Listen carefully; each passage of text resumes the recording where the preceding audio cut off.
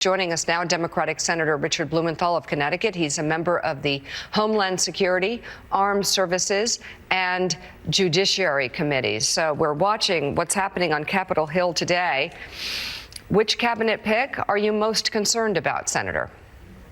I think I'm most concerned about Tulsi Gabbard, but it's really a pretty close second in Robert Kennedy Jr. They both failed to recognize the facts, and Robert Kennedy Jr. poses a real threat to our public health, Tulsi Gabbard to our national security. We're voting today on a nominee for FBI Director, Kash Patel, who wants to turn the FBI apparently into a sycophantic goon squad rather than the independent, impartial, objective law enforcement agency it ought to be. Has a enemies list, which he calls government gangsters, and he's on a manhunt for them. And so we're all at risk as a result of this kind of skewed, distorted approach to law enforcement. And the recent revelations, shunned by my Republican colleagues, show that he is covertly and personally directing, or involved in directing, the mass purge of FBI leadership and professional civil servants. He testified in response to my questions that there would never be retribution, that there would never be these kinds of political firings. And what is happening now, according to these whistleblowers, they're not secondhand hearsay, as Senator Grassley has said. They are credible whistleblowers who are coming to us with what they have heard. So, Senator, I'm curious. I know these are very divisive times, but these cabinet picks, a lot of them have some very legitimate questions, and they have said things that are, I think, very clearly concerning and in some cases disturbing. Is there any interaction with your Republican counterparts? And if so, what do they say when you ask about these things? Mitch McConnell breaking yesterday with his Republican colleagues, telling the truth to power, indicates that maybe the Trump cult, the intimidation and threats can be broken. Our tools are limited. We're in the minority. They control, obviously, both houses of Congress and the White House, and indirectly the United States Supreme Court. But we're taking the fight to Republicans in the halls of Congress, in rallies. We're going to have a rally today at the Veterans Administration, which I'm leading as the ranking member on the Veterans Affairs Committee. We are having town halls, as I did just last Saturday in our state.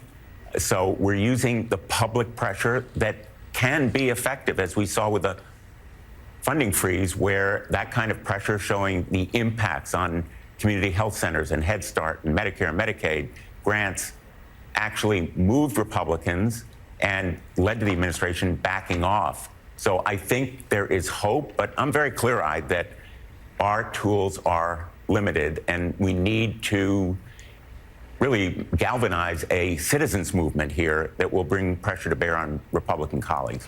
Senator Blumenthal, good morning. Let's zero in on the Kash Patel nomination, please. There's obviously been a lot of upheaval at the FBI, at the Department of Justice, some firings of the staffers who were involved in the cases surrounding Donald Trump. And now, as you know, also a call to identify any agent who had anything to do with a January 6th case. Mr. Patel has denied involvement. There has been some reporting to suggest otherwise. What are your views on this? What are some questions that he needs to answer? Well, he has answered them, arguably incorrectly, maybe even falsely.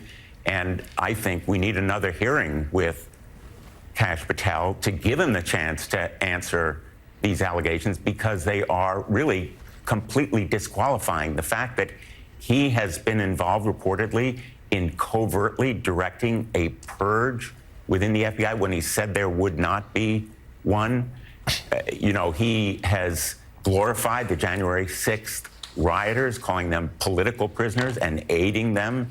He has that enemies list. He calls it government gangsters. It's deeply frightening to have a potential director of this investigative agency using it and weaponizing it for political purposes, when that agency is also responsible for investigating terrorism, drug cartels, real threats to our national security and our personal safety. He's unqualified and unprepared. He lacks the character and competence to do this job and to have the credibility and trust of the American people.